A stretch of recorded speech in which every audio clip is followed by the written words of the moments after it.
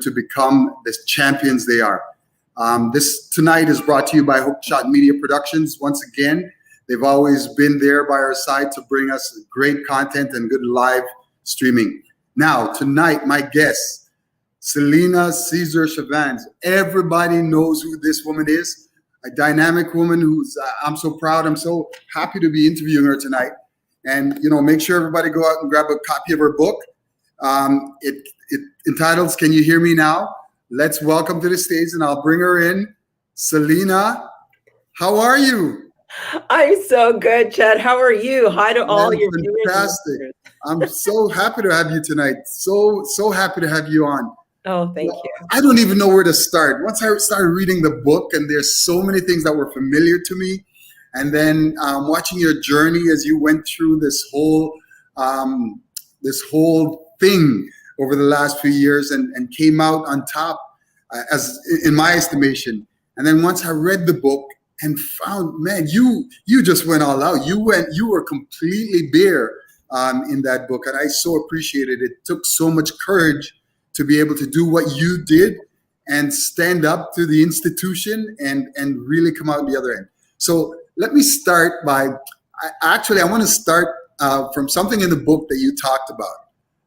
I always tease, I have a really good friend of mine who's from Grenada. Yes. And now we always have that banter back and forth about Big Island, Smile Island, right? I'm from Jamaica. He's from Grenada. And we always have the conversation. And so you were talking about when you first arrived in Canada. Yes. And you came in January, I think you said January 2nd or 3rd. January, yes. Yeah. Yeah. So I came, my brother and sister and I, we arrived here January the 20th, 1973 or 1974, something like that. And it was freezing. And you described that so perfectly in your book. So tell me a little bit about that when you were a kid coming to this country. Yeah, so you know what? I don't really remember the whole scene, but I have like my immigration paper, the entry paper of coming into Canada that's dated. It's all like the descriptors are on it. And I just imagined, but I actually have one scene in my head, in my memory, of being in this apartment building in Rexdale. And this real gray sense of unbelonging coming from the Caribbean where it was warm, you pick mangoes off the tree. It's, you know, the houses are painted in different colors, and then you come here and it's like, this is what we're here for. This cold. Right.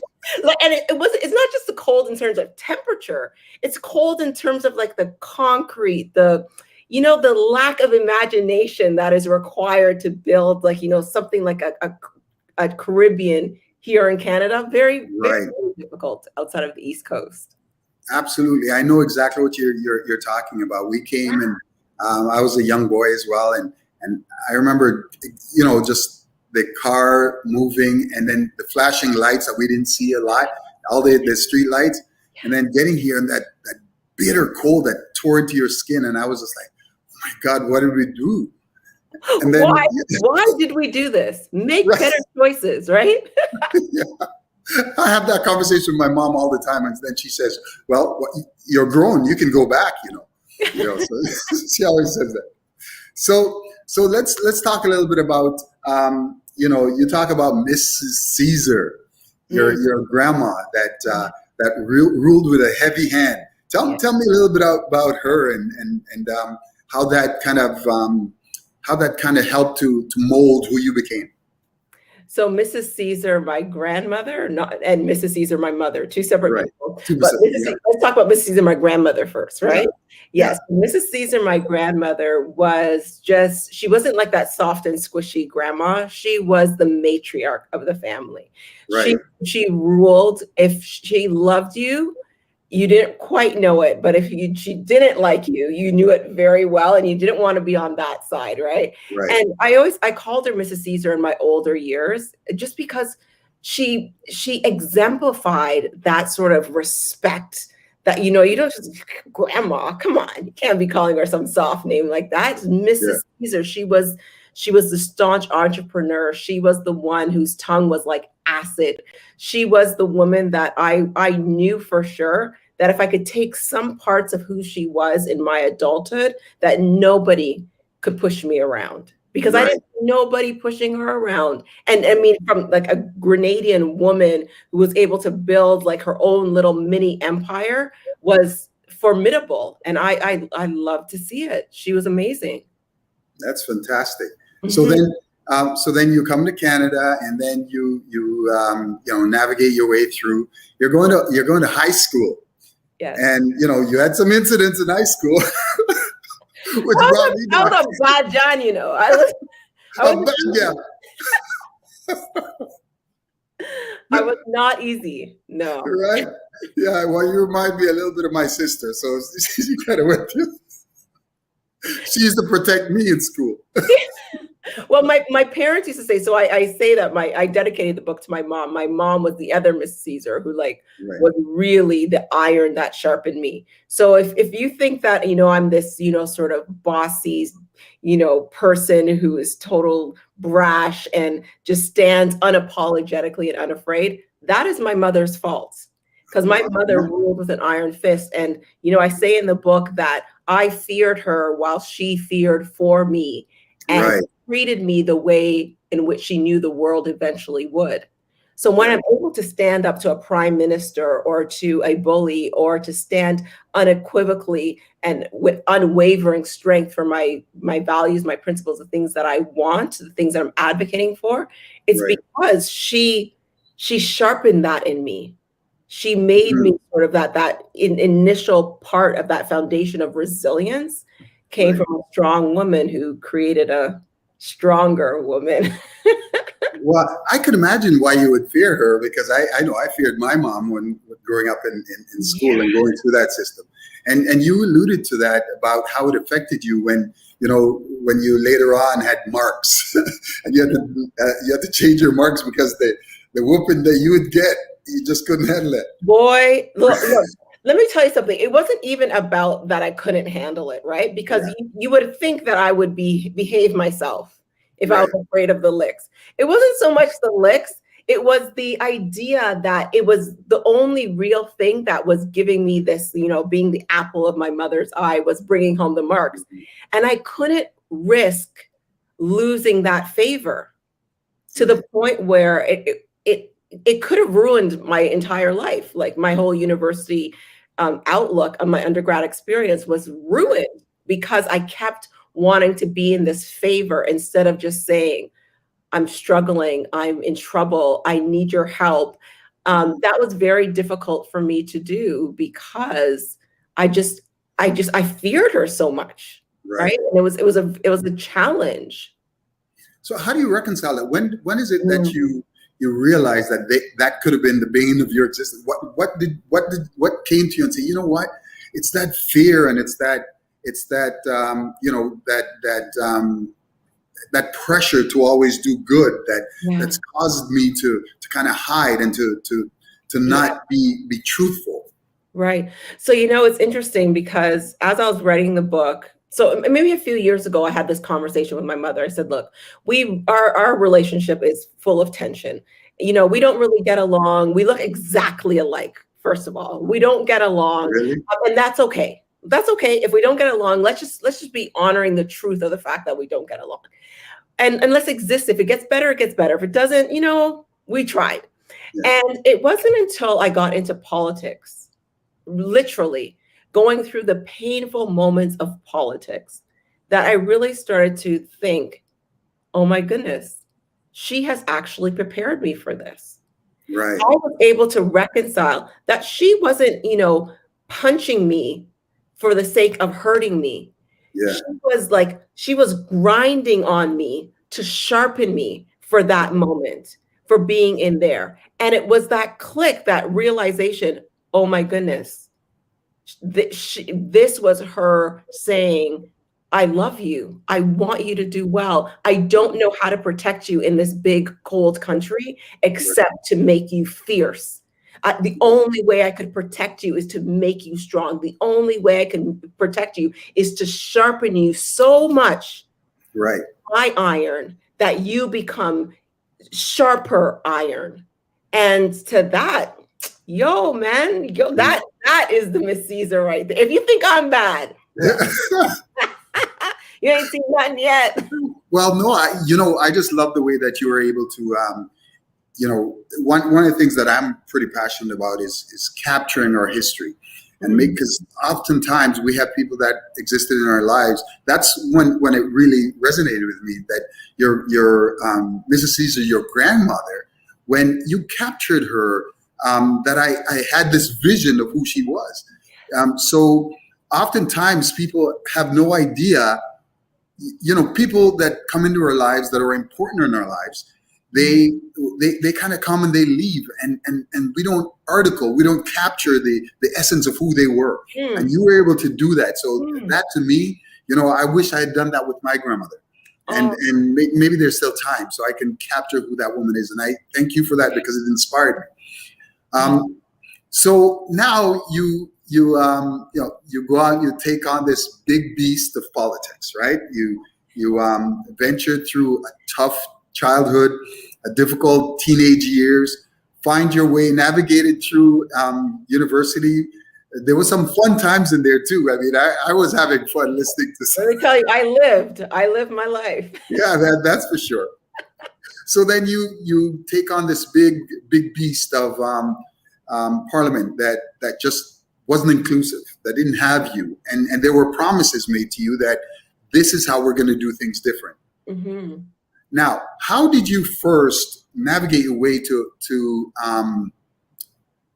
want to write and to go for that writing in Whitby, where it's just not a representation of you? And how did you get them to buy into your beliefs, your scripts? Great question. So I live in Whitby, so I thought I wasn't going to run in another riding. Right. And I think too, being politically naive, so I didn't really pay a lot of attention to political parties and how that all works. I was working on a national epidemiology study on neurological conditions, looking at ways in which people cope with Alzheimer's, Parkinson's, epilepsy, and finding out that people had to move from province to province because they couldn't afford medications, or they had to divorce because they couldn't get their services covered because they were in a higher tax bracket if they stayed together. So the challenge was understanding how could politics help to create equity in that space. And so I decided, in February of 2014, to become a member of a political party. I'll just talk about a few things, say a few things, and maybe I'll help to create equity. But then on March 8th, 2014, International Women's Day, I get this note from the party that says, do you know a woman who'd be interested in running in the next federal election? And I was like, do I know her? Child, I am her. And it was just like that, right? So that's the decision, just like that. And so coming into Whitby is 70% white, first of all, and it is a conservative riding that's been held for years by Jim Flaherty, former finance minister. And so, it was told to me after I won the election that people were like, who is this lamb to the slaughter? Like, this woman is actually, it's either she's actually crazy or she's fearless. And I was neither. I just wanted to do something to create equity. And I knew that this was a way to do it.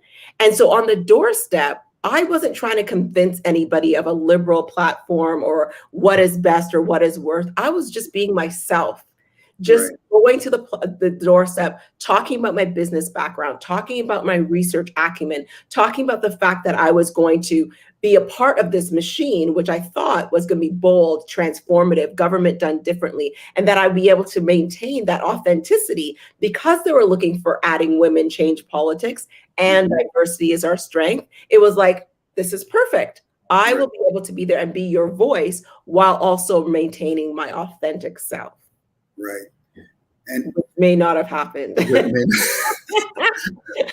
So, and you consulted your good friend, Shannon, I think it was the name? Yes, Shannon McDonald. Yeah. So what was she like? Like, how did you let her kind of, you had, when you described your journey, you had this wall built up. Yeah. But you let someone in, someone like her. How did you befriend her? Yeah, so working on that national study. So she was co-chair of that study before I took over. And, when we sat, two of us in an office running this $15 million grant program that, we're sitting side by side. We have to do everything together. We're long days. She's hearing when I'm talking to my husband. I'm hearing when she's talking to her kids. And I'm like, girl, what did you say to your kids? Because we're right there. I have to be up in her business. And Right. Right. And then she would do the same thing to me. So we had this very nice friendship that extended beyond work to where you could talk about some of the issues. And it was interesting because since university, I had never let anybody into my life. Right. Aside from my family, I really didn't have a lot of friends. So letting this person in and knowing that she was talking to me from a place of love, a place of, I'm not going to hurt you. I want to see you succeed. I want to see you do well, not just in business, but in your personal life as well. So when I told Shannon that I was going to run, because I handled the research side of the project, she handled the government relations side. When I told her I was going to run, she's like, but you hate politics, which was the perfect foreshadow to I'm in politics. So that was just another thing in the ring that you had to slaughter. You had to jump in there and take it on. Well, you know what, Chadwick, when you talk about this podcast being for millennials and talking to them about getting through and how to build resilience, one of the things that I say a lot is that I want on my, it's so morbid, but it's true. I want on my tombstone for it to say, all she had left to do was die. I want to live. That is beautiful. You take those chances, you take those risks, not because you just want to be radical or, get yourself in trouble, but because you want to live, you want to experience, you don't want to look back on life and say, man, I should have ran in that federal election. Right. I should have done this. I should have started that business. I should have gone back to school. No, you live life to its fullest. Right. And appreciate that. That's that little girl standing on top of the stairs, stark naked. Yes, that is 3-year-old Selena. That's right. She is singing Rod Stewart, Right. If you want my body and you think I'm sexy, let me know. That is great. So, but Chad, how many times do we lose that person? You know what I mean? We lose that unfiltered, uninhibited part of us, and then we start taking less and less risks. Yes. And it's when you have to tap in and find that person again, find that joy, find that joie de vivre that you lost. That's when life starts happening. That's what it's about. I'm so excited. I love that. Yeah. And not enough people actually do that. People are just so afraid, one, to make mistakes and to be wrong. And that's what I loved about the book. You were not afraid to kind of step out there.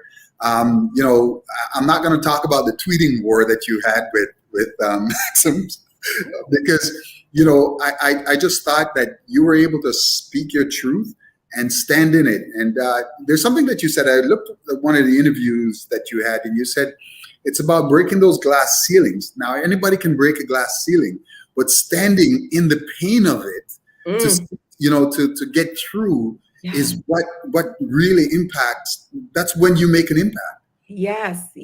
And you know what? It's interesting because I wrote this book intentionally talking about my mistakes, my hurts, my pain, because what tends to happen is people see this version. Oh my goodness, Selena, she's all well put together. She's, she's cute. She has her house, her family, everything looks perfect. Right. And that's not that. There's a lot of blood, sweat, and tears that goes into looking this good. Right. So you need to sort of unpeel that onion and let people see that there is some struggle, there is some challenge, there is some hurt that gets there. And so when you get to a point where now I am unwavering in my advocacy, it's because I don't want others to feel that pain. I don't want others to feel that hurt.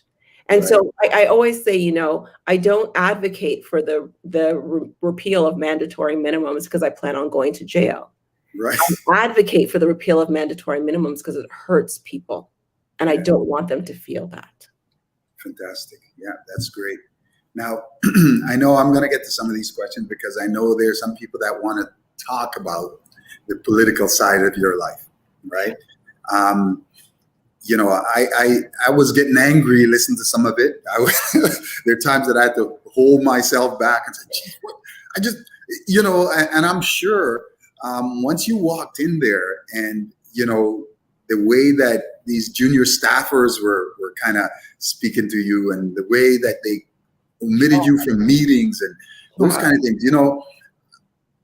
those kind of things, I could see how. I don't even understand how you held out. I don't even know how you held out. I would have lost my mind. And obviously that's I once told someone that there's a young gentleman that asked me what it's like to be a black man in the corporate world, and I said, well, I can never have an off day. I can never walk into the boardroom and have an off day, because what'll happen is that, oh, there goes that angry guy. But if it's little Johnny, then what everybody say, well, it's just Johnny. He just had an off day.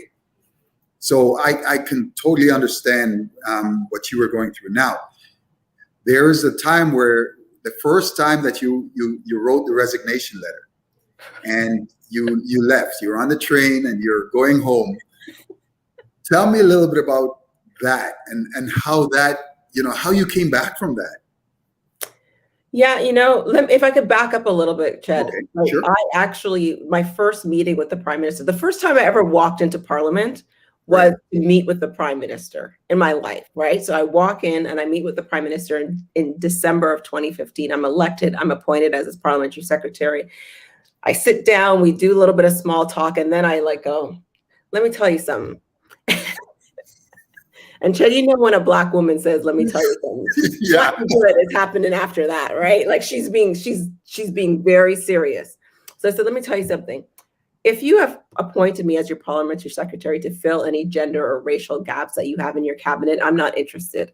I'm perfectly happy being the member of parliament for Whitby. I don't need another title. That was the sentence. That was setting the framework for what my expectations were within the position. And, as those months, and it was only in the first couple of months, January, February, I think I wrote my first resignation letter somewhere in February. I recognized very early that there was a sort of, kind of, we didn't expect you to do anything. We just wanted you to have the position and thought you would be happy and leave us alone for a little while. And I was like, no, here I have a framework, I have timelines, I have metrics of accountability, I have consequences, I have deliverables, I have all of these things in this framework that I've created. Nobody would look at it. In fact, I'm still waiting for a response to the framework, which had what I tell you, I owned a company for 10 years. If I were to have a major initiative without it getting buyback from a number of different individuals, it would be crazy. You can't just go off and do something on your own. We are running the biggest corporation in the country called Canada Inc., right? Yeah. I didn't expect that I'd be able to just go off and do things on my own. So I created that framework, didn't get anything back. And I said, no, because clearly even from February, I noticed this role seems very tokenistic to me, and I'm not down with that. I said that right from the beginning, and I'm not interested.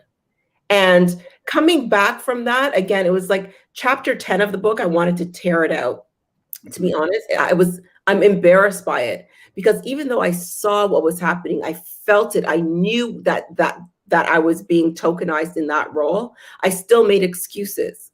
I still said, oh, it's okay. Maybe it's this, maybe it's that, maybe it's me, maybe it's my mental health. I don't know, right? But I kept it in the book because I wanted people to know that my title, my elevation in power or status, doesn't protect you from discrimination.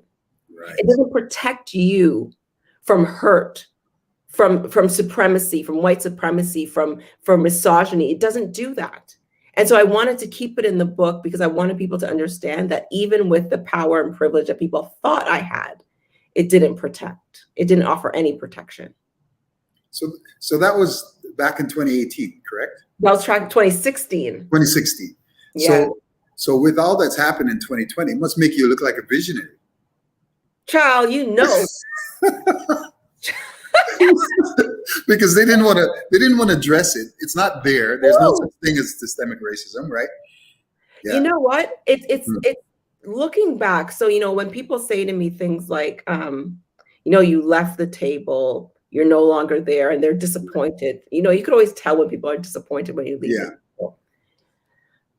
how could I have stayed? How could I have reconciled being a part of a machine that continues to hold us down in that kind of environment? How could I reconcile that? Knowing that 2 years before 2020, I was talking about things.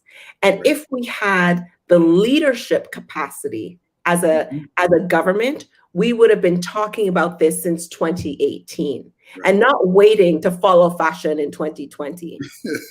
No, I'm being that's very That's very it's true. a Yep. serious consideration because not only were we not talking about it, so when I did that tweet with Maxime, I was defending our budget.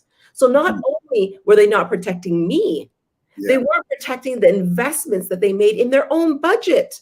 Right. So that could have been a very comprehensive conversation about race in 2018. Right. And we refused to show our mettle as a nation to have that conversation. And now we're talking about it in 2020 and still being performative about it, quite frankly. Right. So that 70% in Whitby, Mhm. what was the feedback you got from them? I think people understood Mhm. because, media portrayed me as only talking about race. Right. But people in my constituency knew that, Mhm. as much as I was talking about race, I was also standing up for them against the small business tax changes. Right. So when the liberals made that change and, people were going crazy about all these changes we were making to the small business taxes, I was sending off letters to Bill Morneau, and my constituents knew that I was fighting for them on those issues, but media wasn't picking that up. It's a Right. Black woman talking about race. That's the sensational story, not Right. the fact that I could walk and chew gum at the same time, that I could talk about tax changes that were wrong, as well as talking about racial inequality. Right. I'm smart. I'm not just pretty. There's a section in the book when you said that too. I thought, whoa, I love that kind of sass. No, but you gotta have sass. Right. You gotta have the capacity to stand up for yourself in your own, not from an arrogant perspective, Right. right? But from perspective of knowing the truth. This is Yeah. it just is. Right. I know who I am. Right. And that's one of the things that was really frustrating about being in a government that said they valued women and diversity, but wasn't substantive. It was a very performative value and not taking it any lower and saying, okay, let's leverage her business strategic mind. Let's leverage her research capabilities. Let's leverage something else that she has to create that equity. That's what was not what I was used for. And it was so frustrating for me because if representation matters, Ched, I'm going to represent. I'm not going to perform. I'm actually going to represent my constituents and speak up for things that are important to them, irrespective of who tells me I can or I cannot, because I knew it was in line with the liberal platform, but nobody was talking about it. Well, actually, I wanted to ask you this question. Mhm. Do you still consider yourself, in light of what's going on in the Liberal Party, do you still consider yourself a liberal? What is it's interesting because I want what I wanted to say was what's the alternative? Yeah. But when people ask that question, there's things about the Liberal Party and the Liberal platform, their policy that I like. The leadership of the party is what I have question with, what I have pause with. Right. I have to really differentiate where I have beef, right? Like where I have issue. I don't have issue with some of the policies that they put forward. Right. The fact of the matter is that the leadership that is currently existing within the party, and I don't even want to talk about this government. I want to talk about when we had a majority in the 42nd Parliament between 2015 and 2019 that did not do the bold transformative work that was required, did not repeal mandatory minimums, did not expunge criminal records when we legalized cannabis, knowing that a lot of those brothers that are in jail are there because of over surveillance, because of a TABIS program that was a violation of their human rights in the first place. Right. We weren't doing what was bold and transformative that we could have done with a majority. Now we're doing all these little peddling pieces, like, these little things where the crumbs are falling off the table in our community, and we're saying that that's supposed to be good in a minority. Right. Man, get out of here. Yeah, that's all about. I mean, I've even had friends that and I'm sure you encounter this. People are telling you, oh yeah, the way for you to actually make a difference, you just got to be a little bit quiet. You got to sit there. They want you to sit there and just, and at the end of the day, then they say that you were there.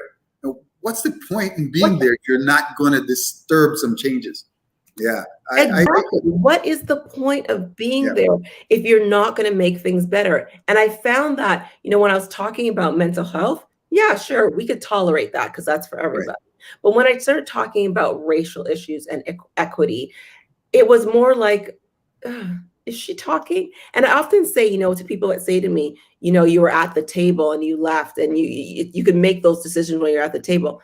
When I started, Ched, when you have a dinner party, you put you put the people that you like close to the host yourself, right? Because you want to chat to them all night, right? Mm-hmm. People that you don't really like, you put down at the end of the table somewhere. Well, I found like at the beginning, I was beside the host. Then the more I spoke up about equity and justice and race, I moved down to the end. Then by 2018, when I had the tiff with Maxime Bernier, I was sitting somewhere on the periphery. And then by the time things got really hot, I was on the menu. What part of the table is that? So we're just supposed to sit there and be okay with being on the menu just to say that we were there, just to say that we had that job. No, my passion and purpose don't leave me when I don't have the title of member of parliament above my head. It just means that I'm unshackled. So now I could talk about things in a way that's uninhibited. If I didn't do it before, I'm yeah, I know you were quiet before. You didn't say a word. You didn't say a thing. So I'm loving the comments coming in, by the way. Thank you. Yeah, I know you're seeing that, right? So someone said, very well said, Selena. Great. Someone just before that, they said, I'm not just smart. I'm not just pretty. I'm smart. Yeah, there you go. Love that. Hi, Sinaj. How you doing? Sinaj. Love you. Selena's my Shiro. Oh, I love it. Shiro. Broke every chain. You broke every chain, and that's what part of it that I really loved is that you were able to go in there. You said you are so awesome, Selena. Hi, Ian. How are you? My goodness. Yeah. So I had when those people have the question about because some people haven't read the book. Mm-hmm. And you know that the media doesn't always give the full representation of what's happened and what's going on. And people come up to you. I mean, I read where you had death threats and you had. I said, "Are you kidding me?" People think that these things don't happen in Canada. They don't happen here. It's not like the U.S. But you know what? You truly demonstrated what strength. If you show strength, then obviously people who don't want to give up power are going to speak up against it, and they're going to threaten you to a certain degree. Mm-hmm. How did you handle that when that kind of thing started going in? And then if you could just segue into a little bit as to tell people why you left. Yeah. So you know what? I actually had 3 houses in the last 2 years. I moved from my house that was really on a main street. It was facing a main street. And I just knew I wasn't protected there. So I moved into like a 4th floor of a condo. We moved our family because the death threats weren't just against me. They were against my children. So we moved into a 4th floor condo where it was really secure, a lot of security. And then now I live where I currently live, where I don't tell anybody my address. I'm again in a very secluded, dead end area. And, how did I handle that? I think when you start talking up about issues that are critically important, people are going to try to silence you no matter what. And the interesting thing, one of my favorite book is Faces at the Bottom of the Well by Derek Bell. And in it, he talks about Martin Luther King and his courageous commitment to civil rights. And he said that, he maintained that commitment, even if it caused other people tension, even if it divided rather than unified, and upset minds rather than calmed hearts, and subjected the speaker to general censure rather than acclaim. You're not going to silence me. If I stand alone on the right side of history, I'm standing in the right place. So in 2018, when I'm talking about race and I'm standing there alone and nobody's is from my party, in that 3 weeks is coming, I know I'm standing on the right side of history because in 2020, I could look back at that moment and say, you did good. Right. When I decided to not run again, it was 2016, a whole year of being a token. 2017, not one meeting or event was I invited to. After being like the black face, literally, for a whole year, I'm now not invited to any meetings or community groups that are talking about the investment that we're making in the 2018 budget. I'm totally excluded from every single meeting. I'm hearing from our community, Selena, why weren't you there? You're the only Black woman in the federal parliament. Why weren't you at this meeting? What meeting? I wasn't invited. But the thing is, I did not let my ego get ahead of the community doing well. So I sent a note to the Prime Minister and Jerry Butts and said, look, for a feminist, diversity is our strength government, you excluding me from these meetings is so wrong and is so hurtful. But I won't let my ego get in the way of this. You do right by our community. And I talked about speaking to more than one organization in the book. I was very specific about that. And then in 2018, I was gaslit and nobody stepped in. And by 2019, I said, you know what? This is clearly not for me. Right. But that's leaving. When I decided to sit as an independent, Ched, we had gone through Me Too movements where we said, believe women when they're harassed, believe women when they're bullied, believe women when they say things are happening to them. And the situation with Jody Wilson-Raybould, love her or hate her, it's irrelevant to me. But I found it interesting that my colleagues could believe her when it was convenient for them in a Me Too movement and leave her when it was not. Right. And when it comes to my principles and values, there is no way I'm wavering on those. And at that point, it was as if they were saying, put your party above your principles. And I was just like, no, not today. And I just sat as an independent. And because my values and my principles are anchored by all of the pains and hurts that I talk about in this book, that I don't want people to feel that hurt. I don't want them to feel that pain. So why would I leave her because my party was leaving her? No, I'll stand alone on the right side of history on that one too. Right. Beautiful. And I think that's what we need, more people like that. That's going to stand up and be courageous. You said something, I think there's one point you said, well, it's better to do the right thing 100% of the time than to try to do it 98% of the time. That's not my words. That's right, Clayton. I know. Yes, yeah. Yes. Sorry, who did you say? It was Clayton Christensen. He passed away a couple of months ago. He was a Harvard professor who said it's easier to stand in your values and principles 100% of the time than it is to stand in them 98% of the time. Right. Because once you leave that door ajar, you don't know how far things will stretch. Yeah. No. Yeah. Well, you know what? So what's next for Celine? What's next? Because I can't wait now. I'm trying to figure out what are you going to do? This is the question that everybody asks. And to be quite honest, this has been a very cathartic experience for me. I have released a lot of things that have been filling my life with hurt and pain and shame. And I released them in this book. And now I can focus on the now, on being in this moment, of being present, of being in that gift that is the present. And so when people ask me what I do next, I say, I'm going to do now next. I'm going to stop and smell the roses. And for a type A personality who's always, I'm going to do that, and then I'm going to do that, and then I'm going to cross that off my list and do this and this. It's a very interesting and lovely place for me to be, to love the beauty that has existed in my life and allow myself to open up to the universe of possibilities that are there for me. That's not to say I'm not doing anything. I've written a course that goes with the book on my website. It's Maximizing You. So I want to make sure that everybody has the potential to understand, what did Selena have to do to immigrate to Canada, basically fail out of university, and then become the parliamentary secretary to a G7 country. Right. How did she do that? What connections need to be made? How does she brand herself? Well, how does she overcome fear? I've written the course on that. And then, you know, I'm at Queen's now as a senior advisor for equity, loving that role. And, you know, we don't know. Politics is done? You wish. No, I think I will go back. I wanted to actually leave and figure out what was wrong with the system. I couldn't do it while I was in there. And to be quite honest, Ched, and I hope your viewers could appreciate what I think is missing, is really empathy. It's really, we call politics this blood sport in Armani suits. How any of them cats blood sporting in them suits, right? So, they act like it's this octagon caged match and this kind of, it's Right. not.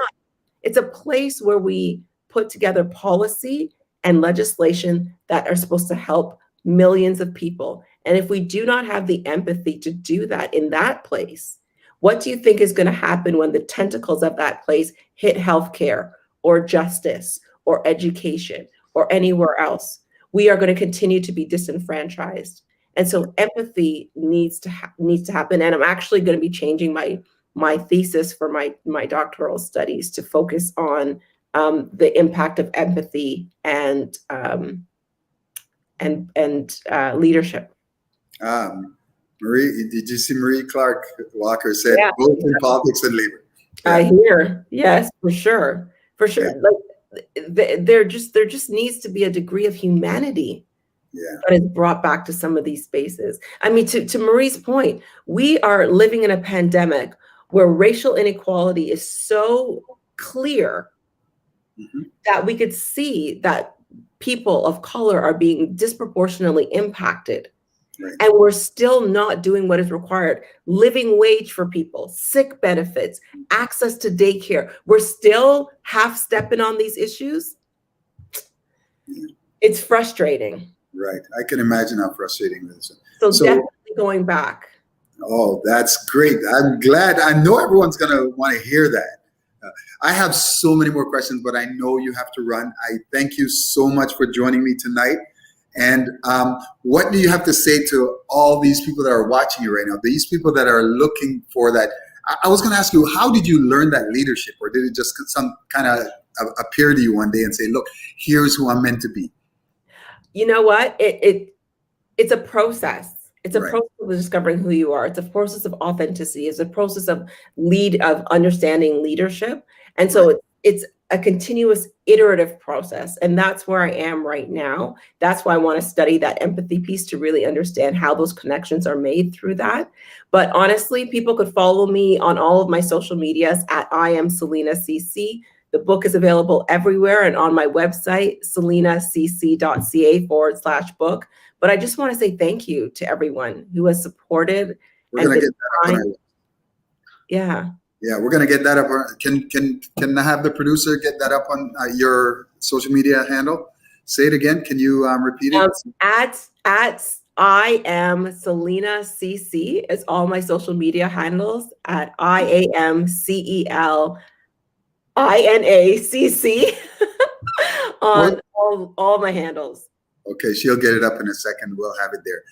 Again, thank you so much. I was going to say thank you so much. What was it, Rihanna? Rianne? Oh, that's your name. Rianne? Yes.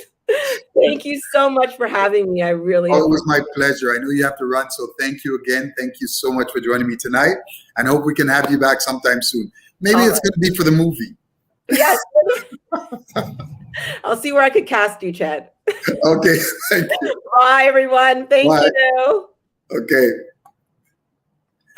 So for all those who are paying attention tonight, thank you so much for joining me.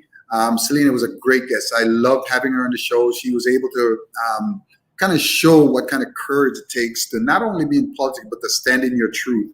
The book, I tell you, you will not regret if you were to pick up a copy of this book. I think she also has an audio copy. It just really spoke to me. It talked about not only her journey, but how we as parents can make a difference in our kids' lives and how we can make a difference in our own friends and families' lives by being courageous and not just standing there and, not getting off that nail, not taking chances, not disrupting where something is wrong. If we don't speak up, then who will? We have to be the champion in our own story. So please, thank you for joining me again tonight. Please be mindful, be safe, and we'll talk to you next week on ChedTalks.